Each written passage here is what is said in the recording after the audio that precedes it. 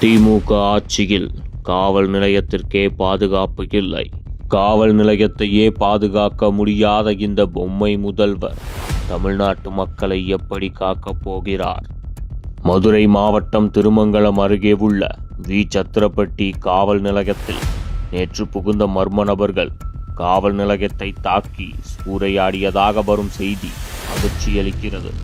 இதனையடுத்து எனது அறிவுறுத்தலின்படி சட்டமன்ற எதிர்க்கட்சி துணைத் தலைவர் திரு R.P. உதயகுமார் அவர்கள் அக்காவல் நிலையத்தை பார்வையிடச் சென்றபோது அவர் ஸ்டாலின் மாடல் அரசின் காவல்துறையால் தடுத்து நிறுத்தப்பட்டு கைது செய்யப்பட்டுள்ளதற்கு எனது கடும் கண்டனம்.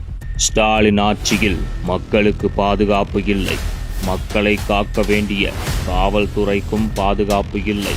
தற்போது உச்சத்தின் உச்சமாக காவல் நிலையத்திற்கே பாதுகாப்பு இல்லை. 4 ஆண்டு ஆட்சியின் சாதனை பட்டியலில் முதலில் சேர்க்க வேண்டிய சாதனை இதுதான் ஸ்டாலின்.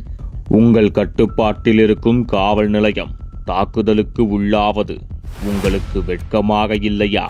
பொம்மை முதல்வரே, காவல் நிலையத்தையே காக்க முடியாத இந்த திமுக ஆட்சி எப்படி மக்களை காக்கும்?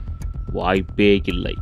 வி. சத்திரப்பட்டி காவல் நிலைய தாக்குதலில் ஈடுபட்டோர் மீது கடும் சட்ட நடவடிக்கை எடுக்க வேண்டும் என ஸ்டாலின் மாடல் திமுக அரசை வலியுறுத்துகிறேன்.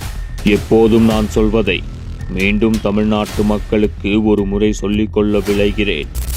மக்களே, இந்த ஸ்டாலின் மாடல் திமுக ஆட்சி ஒழியும் வரை நமக்கு நாம் தான் பாதுகாப்பு.